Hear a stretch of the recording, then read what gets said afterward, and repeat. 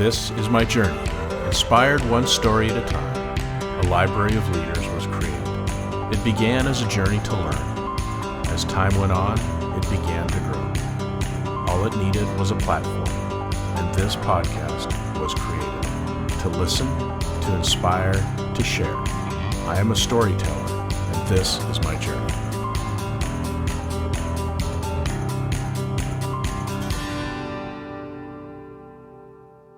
Welcome to another episode of Profiles in Leadership. I'm your host, Steve Anderson, and today our guest is Caroline Stokes, who is a leadership strategist for the Fifth Industrial Revolution and author of AfterShock to 2030, which is a CEO's guide to reinvention in the age of AI, climate, and societal collapse.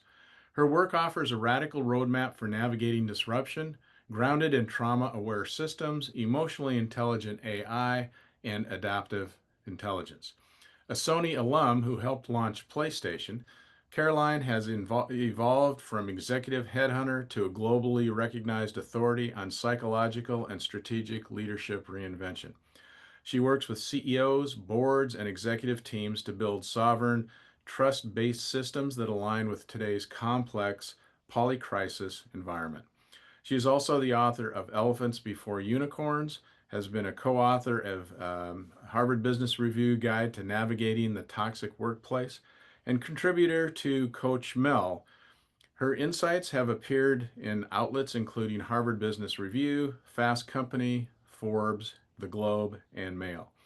Caroline has delivered keynotes and workshops around the world, including the World Bank, IEEE-USA, and the UN Peace Day celebration in Los Angeles.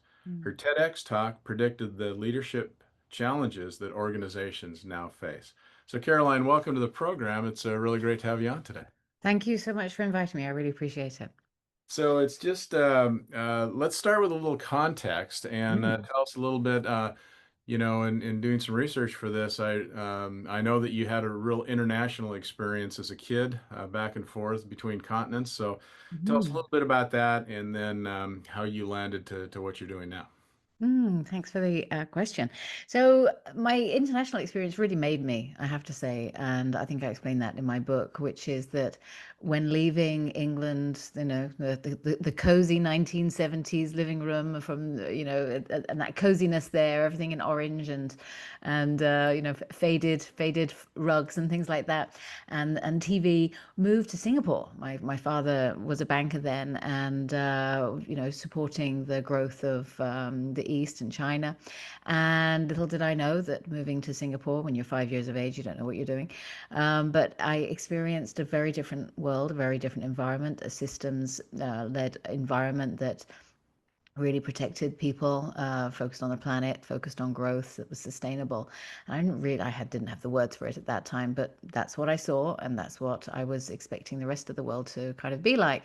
So as I returned at 8 years of age back to England, it felt like such a shock. There was a lot of racism, bullying, the capitalism, consumerism, all of the things that weren't really that present, or maybe I wasn't aware of it. Let's say that instead, was really made an impact. And from that moment on, it just changed my entire experience of a normal childhood, for better, I will say.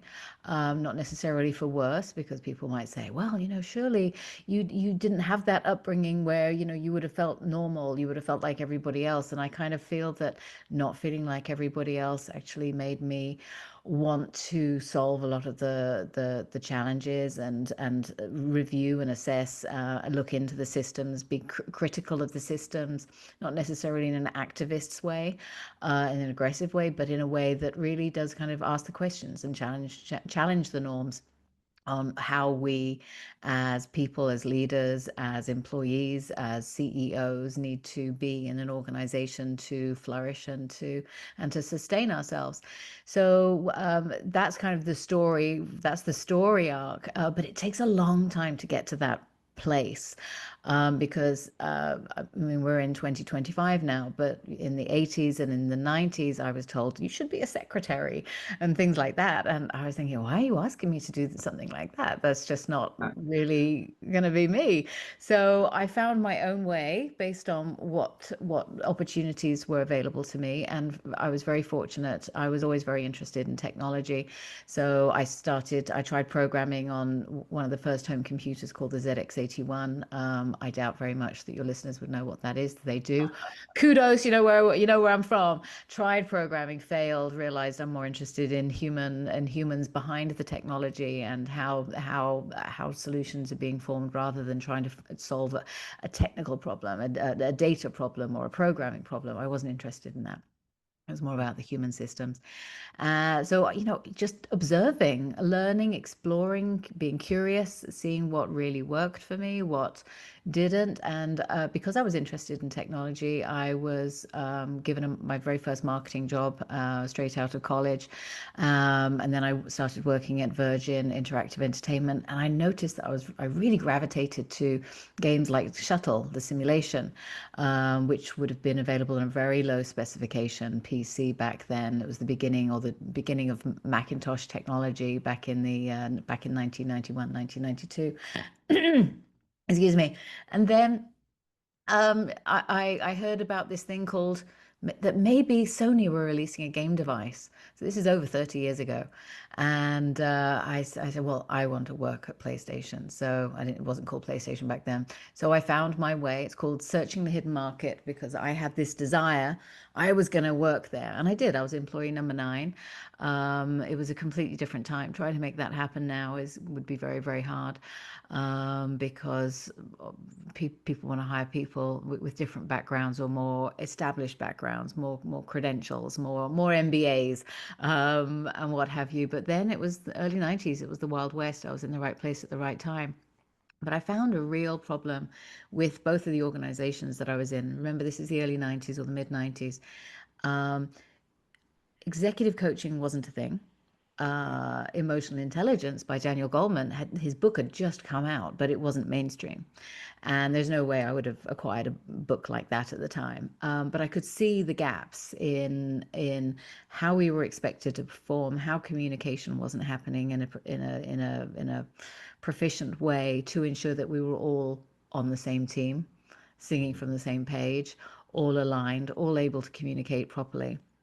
And I could just see all of the different um, dynamics happening in the workplace. And that's really when I had my leadership moment, which is that I can't do enough for myself. I somehow I'd like to be part of a system or a range of systems where I can actually support the development for this. Let's call it utopian world that we're hopefully all able to experience in the not too distant future. So that's kind of where that's at, and I'm very glad that I get to do what I do because like you, I'm able to support leaders to traverse some very challenging terrain and to find solutions for the long-term future and to get through with their sanity intact. Yeah, amazing story. It resonated too when I read that in the book, and it made me think of one of the things I did with my father when I was a real little guy, kindergarten, Mm. first grade, second grade, but I was Mm. always sit next to him and watch the evening news. Right. And so I was exposed at a very early age to current events and things in the world and crises in the world and whatever. Mm. And it sounds like you did the same thing with that Mm. exposure. And I'm wondering, because sometimes I think, could my elementary mind at that point really deal with that? And was that more trauma than I should have been exposed to? Did it affect, who I became as an adult and my leadership style now? So I'd just be curious what you think of those early, recognitions that a lot of kids, I mean, they're not even aware of that stuff. Yeah, I mean, people aren't aware that what their children are being exposed to and what we were exposed to as children do form, they become a form of knowledge and our reality, our internal reality. And when we're able to sit and watch all of these different realities play out, you were able to watch the news. You would have seen, you would have identified patterns. Your pattern recognition would have shown up. You would have noticed various things, and that would be absolutely transformative for you and why you took this route in your life. For me, I noticed the patterns the most when, and I have to say, my experience again at Sony really played out because there was one time I noticed that there was, I can say. So back in the 90s, the government, the British government at that time, had decided to make an announcement based on some kind of investment that they had done in with one of Sony's UK divisions. And I remember thinking to myself, hold on a second, I'm in charge of PR here for the UK. Why am I not aware of this? What is going on? What rules are being broken right now to not include a green light process within Sony to enable that to happen? Why are they doing this without authorization or at least collaboration? And I sat on it and thought I was a bit indignant and a bit outraged, of course, just thinking how even though it's the government, they can obviously do what they want, even back in the 90s. And I sat and I thought, what's going on here? So I watched. The next day, the government announced some bad news, and that's when I realized the spin and I noticed the patterns. So I don't look at news in the same way that the majority of people will watch the news today. I look at the trends that are happening. So, for example, last year when I sensed that, but my book is very bipartisan. It's ensuring that everybody can get on board with, the challenges that we're faced with. But when I realized that the Democrats were being really quite complacent, which was which I talk about in my book as well. There was a complacency there, just like usually with incumbents in an industry, they can become very complacent. They think that they're unknockdownable Yeah. because they often feel that they've got their loyal fan base, they've got their loyal customers. Nothing can shake them. They can say what they want, they can do what they want, and they're not reading the room. They're not receiving all of the data in all of the different tangible ways and then thinking, okay, what do we need to do here? So when I saw, for example, that the Democrats weren't budging last year, and then I saw that Trump was on the ballot paper, I said, well, Trump's going to come back in again.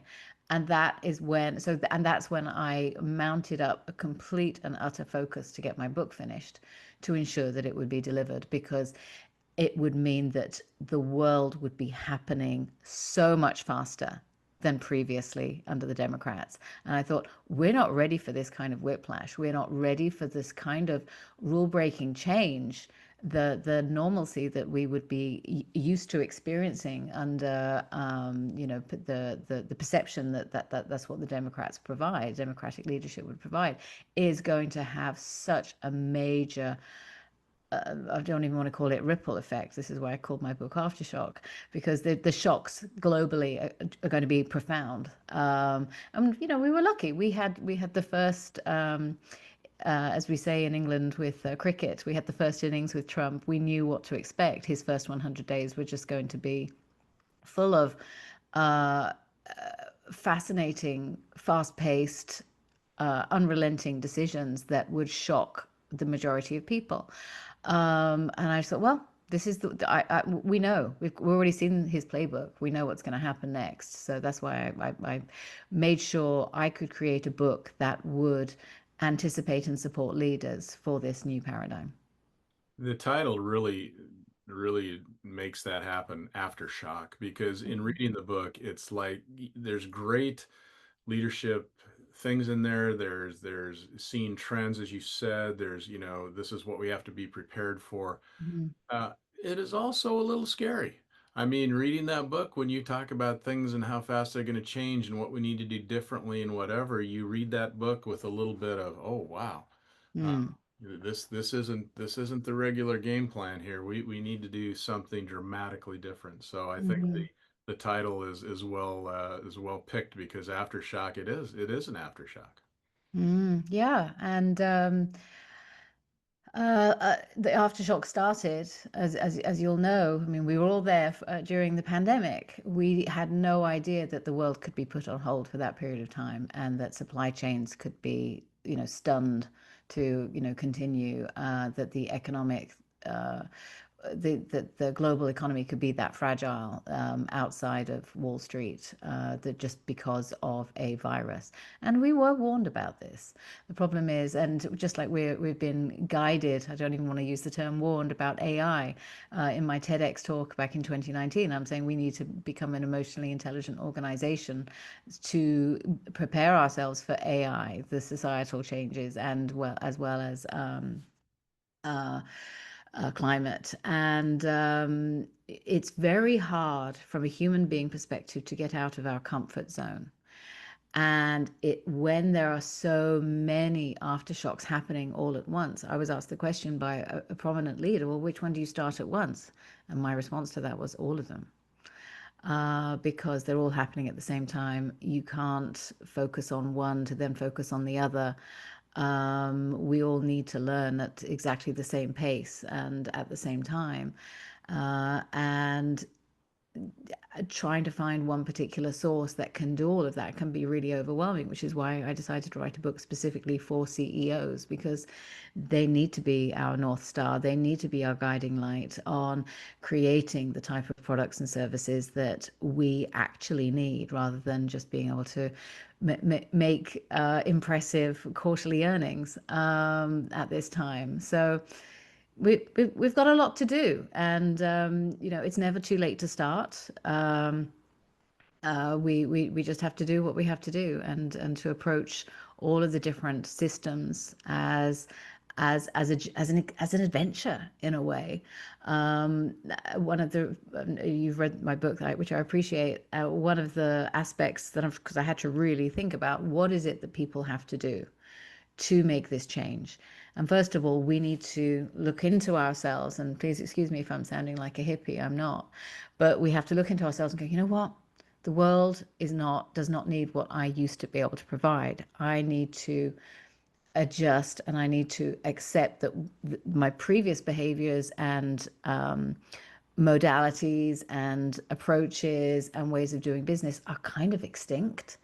Not all, of course. There's a lot of experience that can be brought forward, but the mentality needs to be retired, which I think is one of the reasons why, for this year in particular, there's been such an unprecedented amount of CEOs that have moved on, that have retired. Because to be fit for purpose now, you need to have an AI strategy, you need to have a climate strategy, you need to have a governance strategy, and you need to understand how to evolve people all in lockstep to create the product or the service that you need to create right now. And what I found was that it's really hard for leaders to be able to do that without going through the I'm sorry for what I have done. I'm sorry for what I'm about to do. Because, and it's no wonder, and I'm sure there's going to be backlash on this, but there's no wonder that so many organizations are laying people off due to AI strategy or whatever. Or if you look at Accenture, they're training 700,000 employees apparently to be able to work with AI. And if they are not demonstrating that they're able to adapt to AI, they're going to be laid off. So and that goes beyond the RTO, return to office kind of mandate that people were having. Then it was just like, we just need you in your seat. Now it's a step further. We need you to grasp and understand and adapt with AI models, so we're able to create the kind of product, service, and value for customers, or let's call them stakeholders. I won't call them shareholders, but stakeholders in the entire system.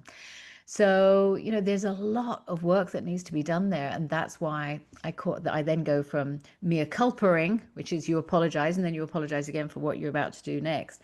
You then move into a tabula rasa, which is you've got a blank sheet of paper, blank sheet, How are you going to start? And if anything, this is probably the most exciting moment, because if you're able to forge something for the first time by using the new rules, the new toolkits, the new systems that are available to us, it's going to be one heck of an adventure. It's like going to Mars. You just don't know what's going to happen, but it's happening on our own planet. You dedicated a whole chapter to mea culpa, and Hmm. you just explained what that is. That is not a usual message that CEOs are going to give to their people. So, how do you do that, and why do you do that, Mm. knowing that it might freak out your employees a little bit? Well, here's the thing. There's it that does freak people out. And I'll give you an example. Have you ever had anybody from that has, when people go to Alcoholics Anonymous, for example, they they might reach out to people and say, "Hey, I just want you to know that I've had quite a challenging time, and I want to apologize for some of the behaviors that I've done." And I've seen how that works. And when I see that happen, or when other people have seen that happen, they're a little bit shocked. They're not used to that kind of transformational uh, uh, behavior. Nobody's used to that. It would be what's happened to this guy, a woman, or what's happened. So instead, the approach really needs to be, first of all, it's to internally metabolize it. It might be with a coach, might be with a therapist, it might be with ChatGPT. I mean, there are just so many phenomenal tools out there to be able to get to that realization. The next part is to be able to have the rest of the organization or the rest of the leadership team be coached all simultaneously as well, for the simple reason that you need everybody to do this together in sync. If you're doing it in an isolated way, it just takes. I'm going to use Alcoholics Anonymous scenario again. You just have that one weak person that is trying to abstain from alcohol only, or let's say a drug habit or some kind of addiction that is truly blowing up their lives. Um, and instead they go in without having done it together as a collective group. They will go in, everybody's treating them as normal and saying, hey Joe, have a drink. And it just weakens the system. So you need the system to be strong, and for a system to be strong, you need everybody to go through the process together, which I think from a CEO's perspective, because the CEO will traditionally not want to be coached, as I'm sure you're aware. The majority of CEOs don't want to be coached. They're usually like to avoid it, because they've made their way to the top through their experience alone and through their grit and what makes them special. They don't want anything to be taken away.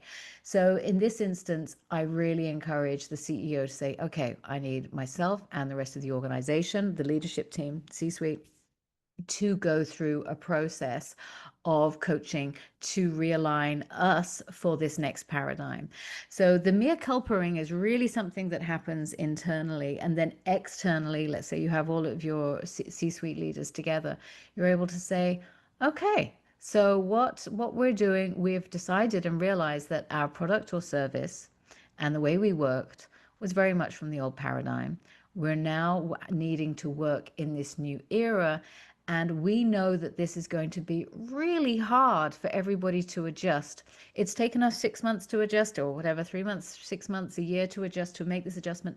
We know that we're going to have to go through a very similar system with the rest of the organization to make this change. And guess what? There are going to be people there that have just started that are going to be traumatized with this. There are going to be people that have been lifers that are going to be traumatized by it. People that are, they're going to start writing up their resume, or they're going to fall into victim mode, or whatever. A lot of the dynamics that I talk about in the book, the kind of behaviors that can sabotage that kind of change management system.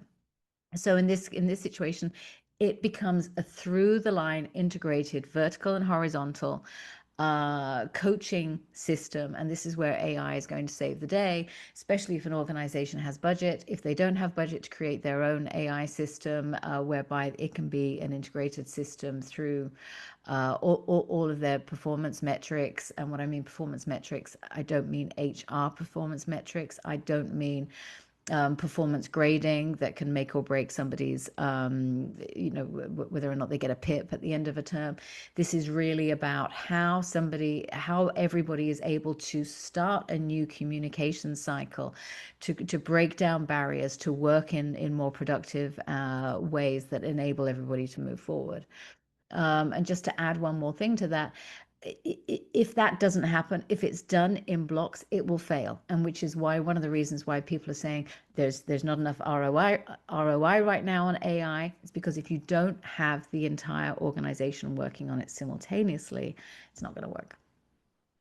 There's so much there that I want to dig down deeper into, and we're going to do that. But before I lose it, I want to just say, so you are an author, Yeah. written 2 books. You're executive coach now, and you've just been invited into Thinkers 50.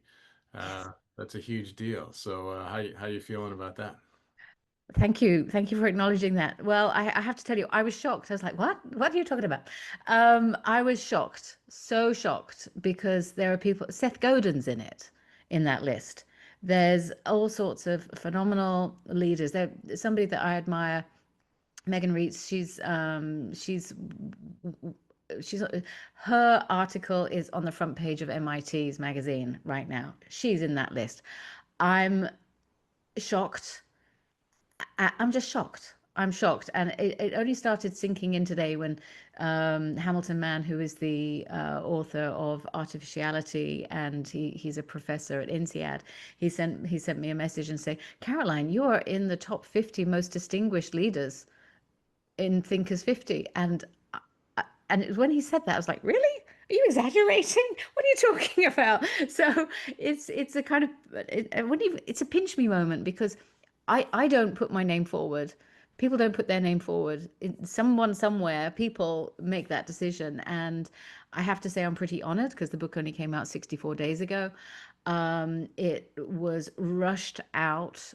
My book publisher, I think I gave them the breakdown, because I said to them, you don't realize how urgent this book is. And they're saying, yes, we do, Caroline, but you're breaking us for wanting this to happen. And I said, well, we have no choice. That we are in unprecedented times. We can't work on a 2-year cycle here. We've got to get this book out within months. Ray Dalio gets his book out within a couple of months. So it's like, well, I'm no Ray Dalio, but I can try do the same. And that's how it's been. So I honored doesn't cut it. I mean, I feel like I've just been bestowed something that I would never have imagined that could happen to me. I mean, it's just shocking. I'm shocked. I'm stunned. I'm in disbelief. Congratulations. Congratulations. That's a huge accolade. So Thank that's you. awesome. You know, another thing you say in the book that I think is interesting is you say that you're an artist. Hmm. So what is your expressive medium? Writing, writing. I've done art. I've painted. I've done stuff like that. But I mean, and I have art on my walls that I've made that I'm quite proud of. But there's not, if anybody said, nobody would buy it. It's just something I'm like, oh, I quite like that. I like the composition of that. But in general, I find that I'm an artist in conversations. That sounds a bit lofty, and it sounds a bit ridiculous, but I love listening to lots of different viewpoints. I love listening to people and hearing about how they're navigating the world, how they're navigating a problem, how they see perspectives. And if they're game, they're my medium, because I'll say, "Hey, I just noticed something." Do you literally with this big beaming smile? "Hey, I just noticed something. So can I talk to you about this?" And sometimes one has to work very delicately, because if they don't know me, they can be really shocked, because it can be just too intense.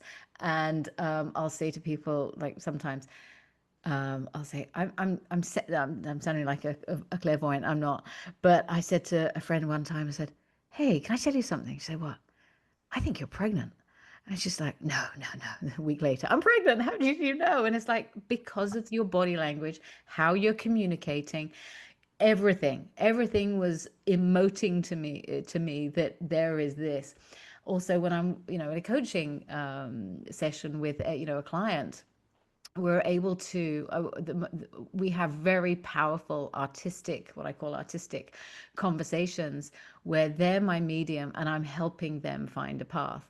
So so that's why I call myself an artist, because I can't, in my book, I also confess that I am neurodivergent. So I am what they would call AU-ADHD, which means that I have autism and ADHD. So my brain, if you think about neurotypical will go from A to B. An ADHD person might kind of be a bit erratic to get to A to B, so it might take them 5 minutes to get to B, or it'll take them 11 months. You never know. With and then with autism, it's like there's an intensity to get to that B, that they'll know everything about all of that. And then with AU and ADHD. By the way, if any professor with neurodivergent experience, professional qualification listens to me, they'll just eye roll at me. But with regards to the AU ADHD, they will be all over the place, doing a deep dive on everything all at once. So when I see a problem, or I see a human being and their problem and all of the systems around them, I will do, as somebody says to me, the most exhausting emotional work, because I will see all of these systems play out, and I will try and plot numerous paths to see where their future could land. Um, and I absolutely love it. That's kind of where that's at. Hearing you talk about it, it's like you see it as a superpower as opposed to a hurdle. Yes, absolutely. And there's the opposite side. I have, and my youngest kid, it has autism, but he has an intellectual disability. He was born with a rare brain condition called choroplexus hyperplasia, which meant that he had to have neurosurgery from the time he was 8 days old. And he has global motor skills delay, and will have that for the rest of his life. And he also has trouble understanding cues, and had to go to a special needs school. And quite frankly, I'm very blessed that he was able to do all of those things. And he started college a couple of weeks ago to do some special needs vocational training, so he can learn how to be a barista, for example. And he's doing life his way to the best of his ability with his special designation. And I am also blessed to be able to do what I do with my special designation. We both have gifts, but in very different ways. So let's get back to the coaching thing. Mm-hmm. So, a lot of people, I think a lot of people realize that the one-on-one with a coach, that I do a lot of that, you do a lot of that, and that is effective. But you talk a lot in the book about this collective coaching, so in a group atmosphere and so on. So tell us your theory about why that's important and why that's a big piece of the puzzle. Mm-hmm. So there are two different aspects. Yes, one-to-one is absolutely incredibly powerful. You and I know the transformative power of having a one-to-one coaching relationship with a client. It's able to move them forward in ways that they're able to viscerally or invisibly understand, comprehend, and execute, or not execute, depending. And it may just show up later without them knowing, because it would be in the subconscious. So subconscious, I should say. So one of the challenges is, how do you create that kind of change at scale? So group coaching is going to be very important. Be able to do it across an entire organization is going to be very important. My recommendation in my book is that you need to have a chief coaching officer in practically every single organization, or failing a chief coaching officer, somebody that can actually be designated to create the kind of change in the organization that is required. And to be able to do that, you're going to need to bring in a suite of coaches, like, let's call them an army of coaches, potentially therapists as well, potentially sober coaches as well. And maybe you will want to talk about sober coaching in a minute. Um, uh, the issue is that it can't happen. Coaching can't just be for an elite level of performers. I'll give you an example. One of my clients, I can't mention the company name, they had been desperately desperately keen to be included on the management track with a university in Europe, and was rejected because they didn't feel that they were quite up to it. And that person was quite dejected, as I'm sure you would have experienced as well, in your experience, was dejected, had reduced their level of engagement in what they were doing. They became cynical. They didn't really want to show up for meetings anymore because they didn't get what they wanted, which they knew would actually impact the organization. So just thinking about that for a second. Why does coaching need to be for an elite? Why does, or for problem people that are about to go onto a PIP, for example, a performance plan? Why? It's too late. Both of them are either going to be too elitist, it's either too elitist or it's too late. So in this particular situation, if you get everybody onto the same page, just like if you're launching a product,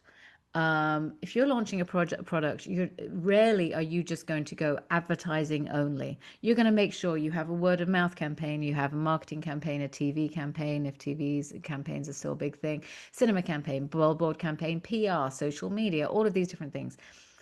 You can't just do one. You can if you're a very small company, but in general, you need to have the entire campaign to ensure that you're able to reach your audience. And you can get the same kind of impressions. You need 8 impressions with a consumer or customer before they see that a product is credible and that they may be inspired to buy it. That is just marketing data. Same situation with your team. If a CEO comes in and says, okay, we're going to be changing this. However, uh, here's the 90-page guidebook on how to do it, go get. You're not dealing with all of the different factors that the resistance, the denial, the debating, the potential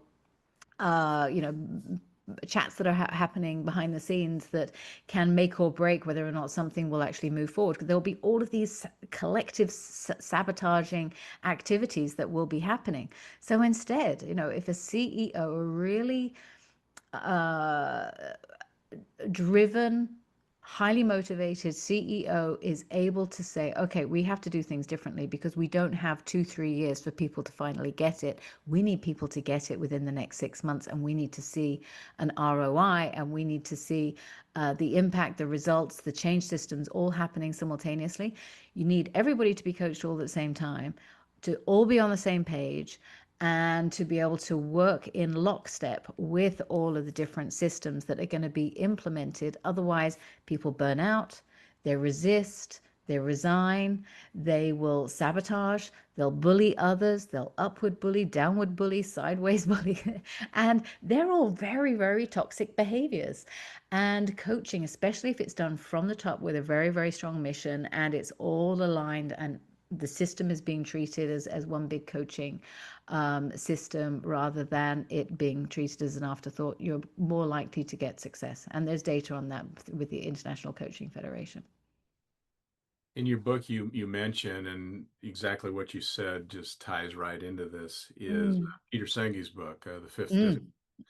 Mm. One of the best The compliments I best. received in my life was I had one of my executives call and say, "When did you read The Fifth Discipline?" And I said, "What are you talking about?" And he said, "You haven't read it?" And I go, "No." He goes, "It sounds like you wrote it."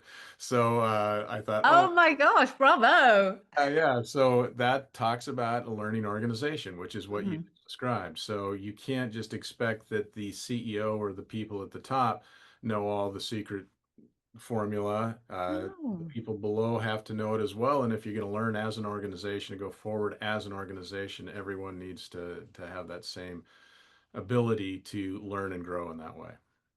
100%. And yes, he is an absolute idol. I had the biggest realization when reading his book about the learning organization. And I just remember being stunned, thinking organizations aren't learning organizations. They don't, majority do not want to learn.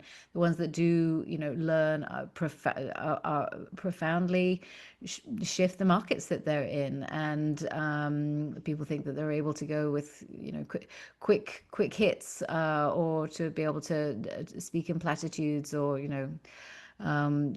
quote various things, but without realizing actually you have to do so much work within that system to make it happen.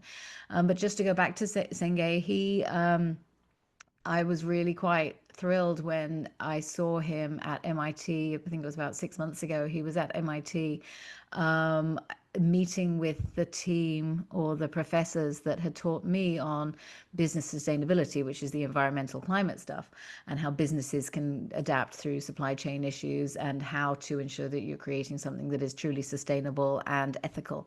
And he was there, and I'm like, yes, exactly, because that is a major part of the system. A learning organization needs to understand all of these different aspects. It's not as simple as saying, okay, I've got this product, let's just ship it. And it's like, without realizing the plastics cause damage to the environment, the liquids probably cause damage to the environment as well. What happens to this after it has been disposed of, and how is the organization all cognizant of this while the product is being designed? So it's very, very, and everybody needs to have that mindset. Another theme that jumped out at me too was when you talk about empathy. Mm-hmm. Empathy sometimes is looked at as kind of a bad word now. Yeah. It's like you're weak or something if you Mm-hmm. focus on empathy. Yet we all know that having empathy, connects with people. Mm-hmm. Yeah, I know who you're talking about because when they said the problem with the West is that they're too empathetic. Is that the quote you're referring to? Yes. Yes. Okay. So we're not going to credit the person for that, but anybody that knows will know. And I remember going, he doesn't understand.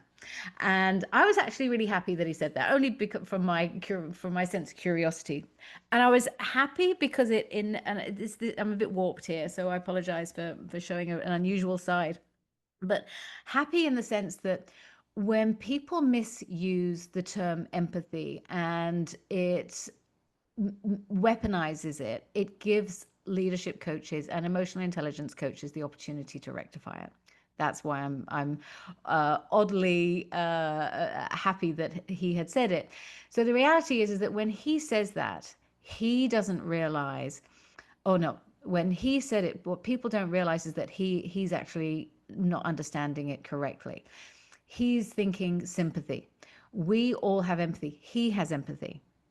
His uh, goal to always ensure that his products are satisfying. Let's use, okay, without naming him. The fact that he is trying to solve many, many problems and is disrupting many, many industries because he doesn't think that they're advanced enough. That's actually empathy right there. A lot of people might say that is a revenge gene thing or a revenge mode or something like that. But in his term, people who are choosing to kind of take a shortcut and say empathy is the West's greatest failing, or whatever the phrase that he said. I thought to myself, well, the problem with that is that people are going to misunderstand it. And the second aspect is that it isn't necessarily empathy that is lacking.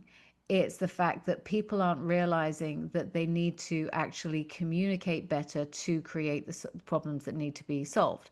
So the problem that the mode that this person uses is first principles. And when you've got first principles, it changes everything entirely. He thinks empathy is emotions. And people, if you look at the outrage culture that happens, he may have been confusing it with that. So if I was to reframe and say, okay, maybe he meant outrage culture, that people are spending all of their time in outrage culture, which this person is fueling already, then that's one aspect. But in general, I believe that empathy, we need to be empathetic for our customer. If we're not empathetic for our customer and we don't have systems in place within the organization to understand exactly what the organization is about, and to ensure that it is for the greater good, it is for humanity, it is saving resources in some way, then you're going to have a different outcome. So I'll give you an example, and this is quite self-serving, so I apologize, but you will see right through it. But my book, for example, is not available in paperback. The reason being is that I was not, and this isn't empathy, but I'm trying to help people to become empathetic when I explain this to people, which is that when you buy a book, it takes approximately one mature tree that has to be chopped down to produce 25 books. And when we know that there are print runs, well, I know there are minimum print runs of 3,500 to 5,000 books. That's about, oh my gosh, I think 600, 700, 300, 400 books. We've got wildfires happening at all of these different aspects. Why hasn't the print industry decarbonized and just immediately flicked the switch to say we don't want to be responsible for this? I'm not asking people to not eat beef, for example, which is I think a top 5 carbon crime, for want of a better phrase. You've got gas and oil, and you've got all of the other industries that are there. I think the reality is that we're able to make conscious decisions, and that requires empathy.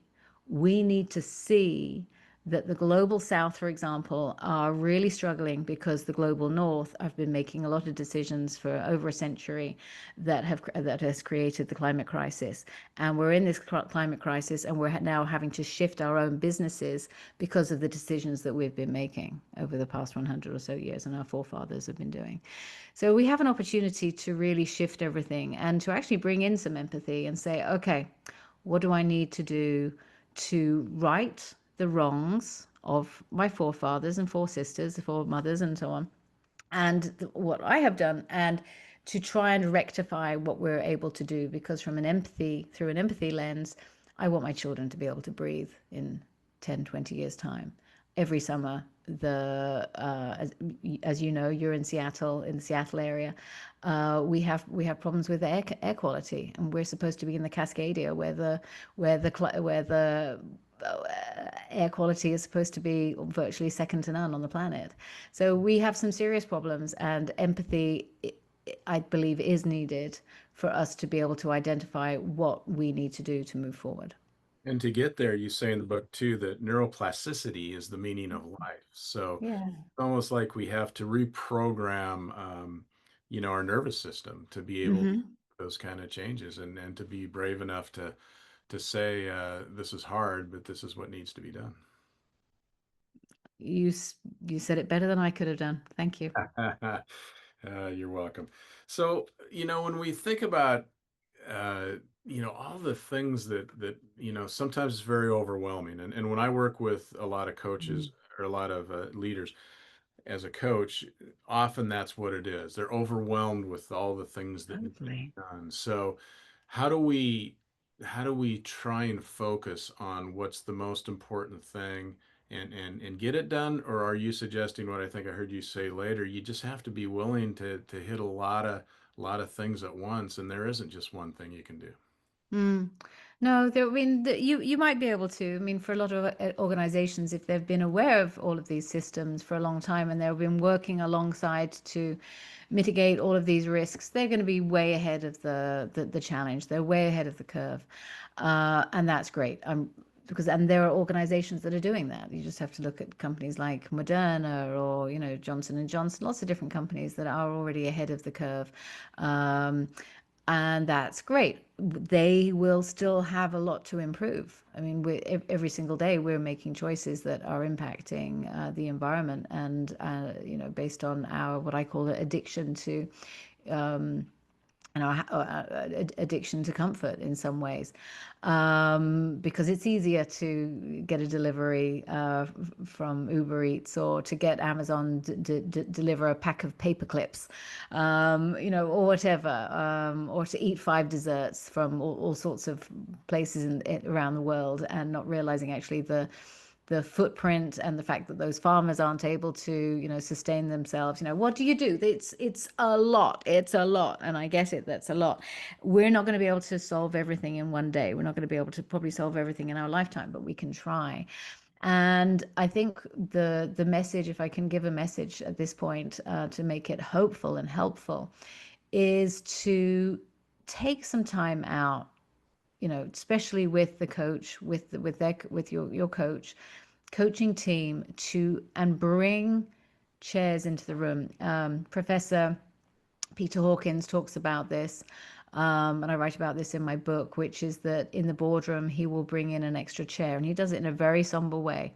He'll say, I'm just going to go out. I've got to go and get something. And he comes along and he says, and I'm just going to bring the environment into the room. This is a seat at the table. I then go one step further and say, we need to bring AI, you need to bring society, and, whatever other chair. And there's nobody in that chair.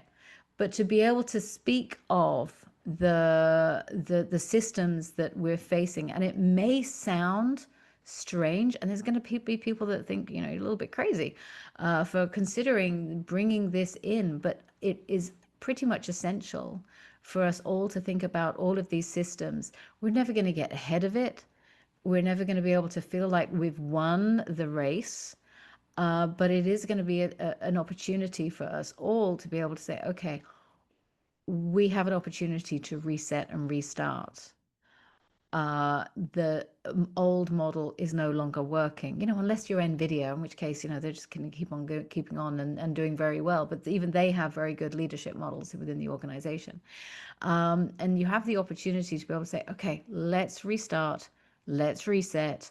What do we need to do? Let's start with a blank page. Let's do the tabula rasa. Let's do it. What do we need to do? Let's go on an adventure. This is all so fascinating, and I will tell you that I'm not even halfway through all the questions I had thought about to ask you, but time is always the challenge. But in anticipation of our discussion today, what haven't I asked you that you want to be sure and get in the program? Ooh, in anticipation, I think the only question left really is, and it's going to be a contemplative question, or a question for your listeners to contemplate. And I ask this, I have a 100 days of movement group.